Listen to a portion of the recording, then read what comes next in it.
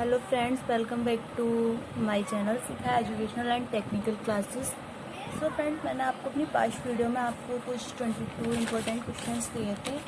Then उसमें से war का तो मैंने आपको क्लियर कर दिया था। देन ये कॉम्पटन इफेक्ट वाला क्वेश्चन मैं आज आपके लिए इसका सॉल्यूशन लेके आई हूँ। मैंने विदाउट टाइम वेस्ट करते हुए हम ये कॉम्पटन इफेक्ट वाला क्वेश्चन स्टार्ट करते हैं। कॉम्पटन इफेक्ट ये मोस्ट इम्पॉर्टेंट क्वेश्चन है एग्जाम के मैटर पेज से। देन कॉम्पटन इफेक्ट की डेफिनेशन वगैरह बाद में देखेंगे। देन फर्स्ट मैं आपको एक डायग्राम के थ्रू मैं आपको इसका सारा क्लियर करना चाहती हूँ। तो फ्रेंड, कॉम्पटन इफेक्ट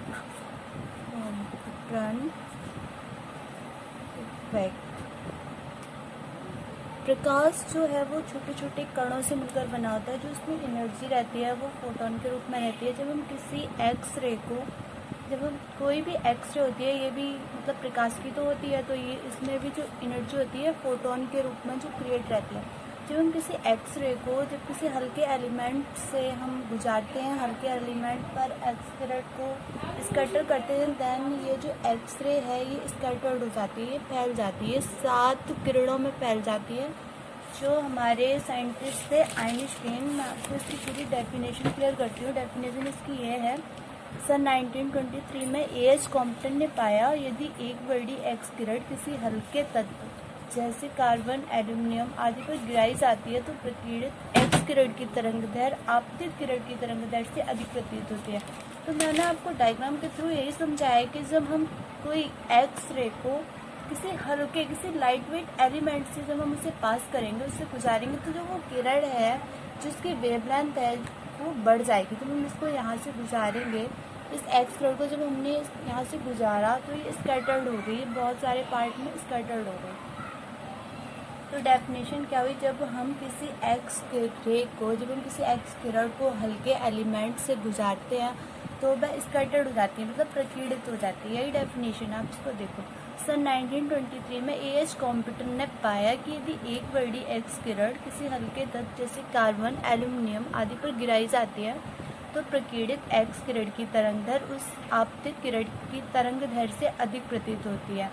अन्य शब्दों में कह सकते हैं कि प्रकीर्णित एक्स किरण की आवृत्ति या ऊर्जा आपतित किरण से कम प्रतीत होती है। तो इस घटना को कॉम्पटन इफेक्ट कहते हैं।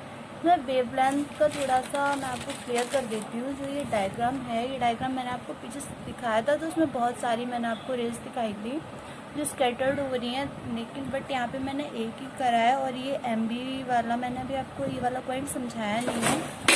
तो देन जब ये एक्सरे को हमने इस पर स्कैटर्ड किया किसी लाइट वेट एलिमेंट से, हमने इसको होके निकाला, जब हम इसको हाल ही में जस्ट आपतित करते हैं तो जो इसकी जो लैम्डा होता है, लैम्डा वेवलेंथ मतलब तरंगदैर्घ्य जो होती है इसकी बहुत कम होती है। और जब हम इसको हल्के एलिमेंट से जब हम इसको गुजार देते हैं, मतलब हल्के एलिमेंट में से ये आपतित हो जाती है, देन जब ये स्कैटर्ड हो जाती है तो इसकी जो ये वेवलेंथ है, इसकी ये वेवलेंथ बहुत ज़्यादा बढ़ जाती है। तो इसे बोलते हैं लैम्डा। जब ये जो वेवलेंथ कम होती है तो इसको लैम्डा बोलते हैं। और जब ये वेवलेंथ की एनर्जी जो है, इसकी वेवलेंथ जो बढ़ती है वो एनर्जी की कमी होती है ना, उसके कारण बढ़ती है। जब इसकी वेवलेंथ कम होती है तो इसे लैम्डा से रिप्रेजेंटेड करते हैं। और जब ये इसकी वेवलेंथ माइनस में जाती है, स्कैटर्ड हो जाती है, तो जो इसमें फोटोन होते हैं, मैंने आपको बताया था कि जो प्रकाश होता है वो छोटे छोटे कणों से मिलकर बना होता है, जिसको फोटोन, इसमें फोटोन जो एनर्जी होती है वो उसमें संचित रहती है। और जो एक्सरे है ये प्रकाश की तो किरण है, देन इसमें भी फोटोन रहते हैं। तो जब इस एनर्जी में लेस हो जाता है, इसकी जो एनर्जी होती है इसमें कमी आ जाती है, देन ये लैम्डा डैश, तो इसकी लैम्डा डैश जब इसकी वेवलेंथ कम हो जाती है तो इसको लैम्डा, जिसकी माइनस में रहती है उसको लैम्डा से रिप्रेजेंटेड करते हैं, और जिसकी प्लस में रहती है उसे लैम्डा डैश से रिप्रेजेंटेड करते हैं। तो देन फ्रेंड्स, आपको ये डायग्राम के थ्रू क्लियर हो गया होगा। और एग्जाम्स में आप इस डायग्राम को बना के दिखाना तो आपका थोड़ा अलग से समझ में आएगा कि हाँ आपने कुछ लिखा है। मतलब सारे तो ऐसे ही लिख देते हैं, डायग्राम वगैरह नहीं बनाते। देन आप ये डायग्राम के थ्रू समझाने की कोशिश करना। ये वाला पॉइंट मैं आपको बाद में क्लियर करूँगी, पहले ये डेफिनेशन वगैरह क्लियर कर देते हैं। सन 1923 में A.H. कॉम्पटन ने पाया कि यदि एक बड़ी एक्स किरण किसी हल्के तत्व जैसे कार्बन, एल्यूमिनियम आदि पर गिराई जाती है, वही मैंने आपको पीछे डायग्राम में समझाया था कि जब हम एक्स किरण को, एक्स रे को किसी लाइट वेट किसी लाइट वेट एलिमेंट से गुजारते हैं, देन वो क्या होता है, वो आपतित हो जाती है तरंग दैर्घ्य उसकी जो होती है, जब वो जस्ट आपतित होती है तो उसकी तरंग दैर्घ्य जो है वो बहुत कम होती है, और जब वो जस्ट आपतित हो चुकी होती है उसकी एनर्जी में लॉस हो जाता है तो उसकी जो वेवलेंथ होती है वो बढ़ जाती है। अन्य शब्दों में कह सकते हैं कि प्रकीर्णित एक्स किरण की आवृत्ति या ऊर्जा आपतित किरण से कम प्रतीत होती है, तो इस घटना को हम कॉम्पटन इफेक्ट कहते हैं। कॉम्पटन इफेक्ट को निम्न प्रकार परिभाषित किया जाता है, वह घटना जिसमें किसी तत्व की सतह से एक्स किरण के प्रकीर्णित होने के बाद एक्स किरण की तरंग दैर्घ्य में वृद्धि हो, उससे संलग्न ऊर्जा या आवृत्ति की कमी का पाया जाना कॉम्पटन इफेक्ट कहलाता है। कॉम्पटन इफेक्ट ने एक्स कणों को कणों तथा फोटोनों से बना हुआ मानते हुए इसके प्रत्येक कण के साथ लगी ऊर्जा को एच बी इसके बराबर माना है। इसकी जो प्रत्येक ऊर्जा थी इसको एच बी के बराबर माना है। फिर ऊर्जा का संरक्षण नियम दिया और संवेग संरक्षण का नियम लागू कर तरंगदैर्घ्य में होने वाली डेल्टा लैम्डा को परिकलित करने के लिए निम्न व्यंजक दिया। इसको जानने के लिए आपको ये वाला डायग्राम फिर से एक बार देखना होगा। जब ये एक्स रे थी इसको हमने हल्के एलिमेंट से पास किया, लाइट वेट एलिमेंट से पास किया, तो यहाँ पे तो इसकी ये जो लैम्डा थी यहाँ पे लैम्डा डैश होगी क्योंकि इसकी जो यहाँ वेवलेंथ थी वो माइनस में है और जो इसकी यहाँ वेवलेंथ थी ये प्लस में है। देन जब किसी एक्स रे को किसी लाइट वेट एलिमेंट से गुजारते हैं तो उसके अंदर एनर्जी तो होती है, मैंने आपको बताया था फोटोन के रूप में जो वो एनर्जी कलेक्ट करके रखता है। तो जो एनर्जी होती है तो कुछ एनर्जी क्या करता है, ये कुछ एनर्जी जो होती है अपनी इलेक्ट्रॉन को दे देता है। देन ये जो एनर्जी दे देता है ये एम बी के रूप में आ जाती है एंड बाकी ये खुद प्रकीर्णित हो जाते हैं, स्कैटर्ड हो जाते हैं। तो आपको ये वाला पॉइंट क्लियर हो गया। जब एक्सरे इलेक्ट्रॉन्स जब एक्स किरणें किसी एलिमेंट से टकराती हैं, किसी लाइट वेट एलिमेंट से टकराती हैं तो एनर्जी इलेक्ट्रॉन को देकर स्वयं प्रकीर्णित हो जाती है। यहाँ पे इसकी एनर्जी में कमी थी, इसकी एनर्जी ज़्यादा थी तो इसकी जो वेवलेंथ थी वो कम थी तो इसको लैम्डा से किया रिप्रेजेंट, और यहाँ पे इसकी एनर्जी में कमी हो गई तो इसे लैम्डा डैश से कर दिया रिप्रेजेंटेड। देन जो हमें इसका व्यंजक मिला वो क्या मिला, मतलब दोनों में क्या अंतर निकला, तो इसको अंतर जो होता है ये इसके थीटा पर डिपेंड करता है।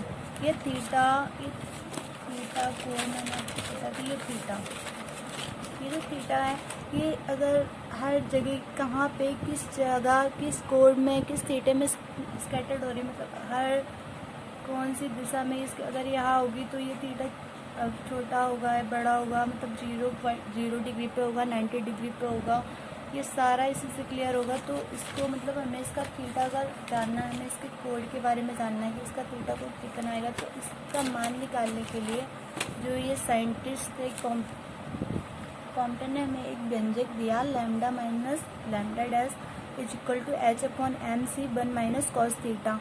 तो ये जो डेल्टा लैम्डा है, डेल्टा लैम्डा मैंने आपको ये बताया था, lambda minus lambda 1 is equal to delta lambda is equal to 2h upon M C sine square theta upon 2 delta lambda is equal to h upon M C 1 minus cos theta is equal to 1 cos theta जो is equal होता है वो 1 minus sign square theta के बराबर होता है। इन सबको छोड़ो बट आप ये वाला जो फॉर्मूला मैंने आपको बताया लैम्डा माइनस लैम्डा डैश, आपको पता है ना लैम्डा और लैम्डा डैश क्या, h upon M C 1 minus cos theta.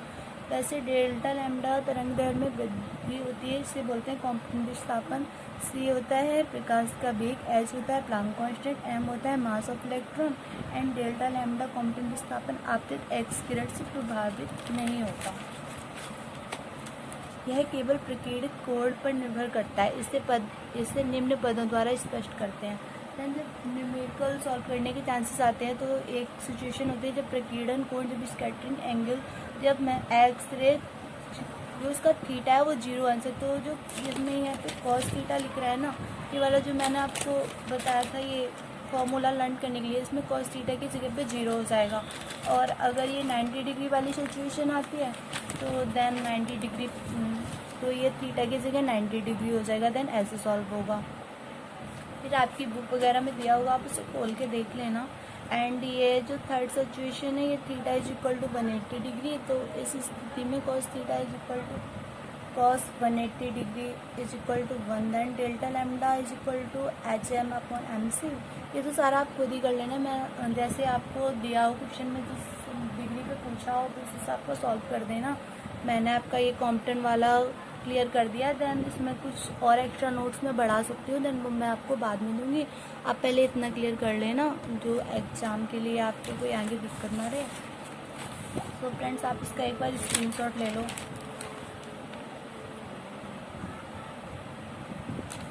Diagram ज़रूर बना देना जिससे मार्क्स थोड़े अच्छे मिलते हैं।